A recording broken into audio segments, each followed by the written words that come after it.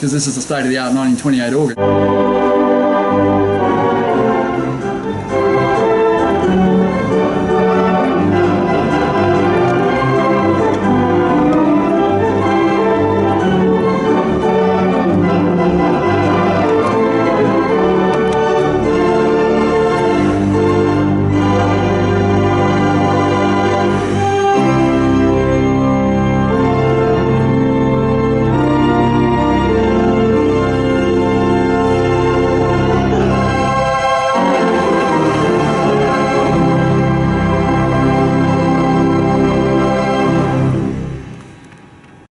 We're on the mezzanine level, which is part of where most of the actions for the 32 feet in length, 1.5 tons in weight, and I think it's about 15 cycles is its depth of play. That's why the building shakes when you play that low note. Okay.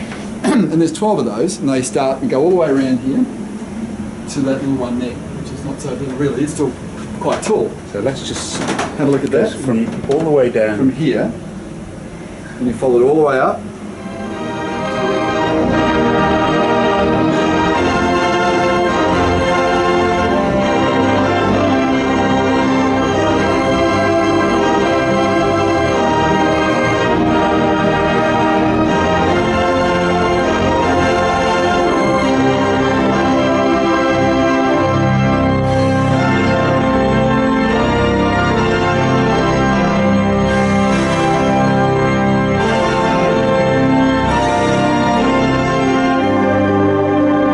Saxophone, a trumpet, a solo string, a horn diapason, a solo string, a tibia causa and a tuba mirabilis that the organ's got. This is one of the string pipes. You think, well, it doesn't look like a string, but it does sound like that.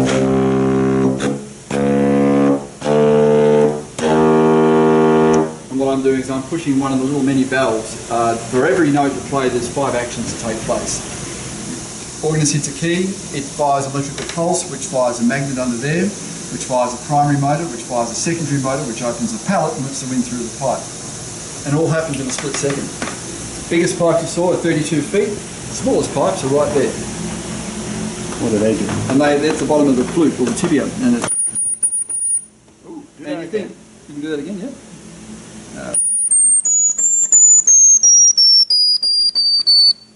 And you think, well, that wouldn't be very loud, but out there, believe you me, you hear it. They can hear it out there? Heck yeah. Wow. The tuba, the bottom end of the tuba is this big thing here. These are you can see they're the tuning wires there. We use to tune each reed, yeah. And that the flue goes all the way up to the top. And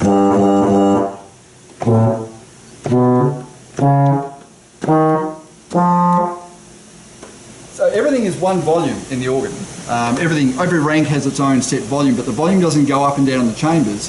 The volume goes up and down in the auditorium because when I open and close the swell volume pedals, all these shutters open, which let the sound out into the auditorium. And we'll show you that in a minute. And there's 4 banks in every chamber. I always tell people she's old and she's cantankerous, so she likes to be nice and happy and comfortable, so we heat it. Okay. Really, the reason we heat it is to keep it in tune, because when it gets cold, the organ goes flat. When it gets hot, it goes sharp. We're lucky with the building that's behind the town hall. The apartment buildings actually stop the sun blaring onto the building late afternoon, so the organ stays in tune. Another good reason for affordable housing. A great reason for affordable housing. So thank you to the state government and local government for that. Now, this is a percussion chamber. There are the shutters I was telling you about, the 2 banks, the 1 bank that opens and closes, lets the sound out. They all open together through a linkage and let the sound into the room. The grill across the top of the stage is what you're seeing above the stage in the auditorium, and that lets the sound out into the hall. In front of us here is a marimba harp. That's what this thing is. And that's one of the many percussions. Then above your head is a set of tuned sleigh bells, which would be one of the most useful sounds on a theatre organ. In fact, we all think that Wurlitzer must have had shares in the sleigh bell company, because every theatre organ had sleigh bells on it, no matter what size. Completely unusable, but we do use them once a year just for Christmas and things like that. And that's them there. You can see the rusty over. It's called a toy counter because it's all the toys of the organ. And on this organ you have tambourine, castanets, triangle, cymbal tap, cymbal crash, cymbal roll, cymbal brush, kettle, drum, tom-tom, snare, glockenspiel, which is at the very, very top effects. You've got a car horn, klaxon horn, which someone says an old-fashioned car horn. Actually, no, it was a state-of-the-art 1928 car horn, because this is a state-of-the-art 1928 organ. And then you've got the tuned birds. That's the bird whistle there that tweaks away. It's got water inside that little, in that little thing there. Pretty much. In fact, you do a better bird than it does. I've got a job. You've got the job. We'll stand up there and buzz you every time we need it. I'm right at the top of Kingston City Hall, awaiting something.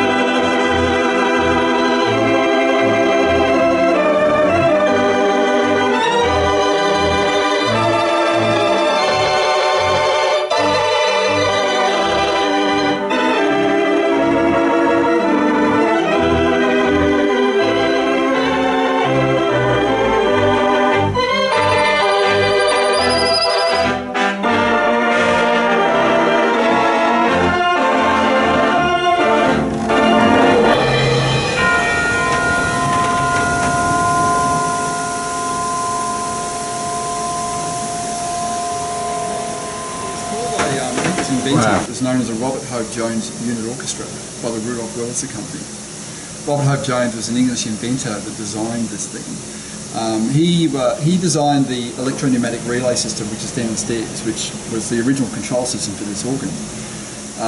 The British thought he was a nut job, so they sent him off to the States. Well, he packed up his bags and went to the USA, and teamed up with the Rudolph Wurlitzer Company that were making Nickelodeons and player pianos and things like that. And that's how it started. And that's why the name Nickelodeons is that's the TV station. Nickelodeons, because you put a nickel in and it would play a melody, Odin or Odie. Jeez,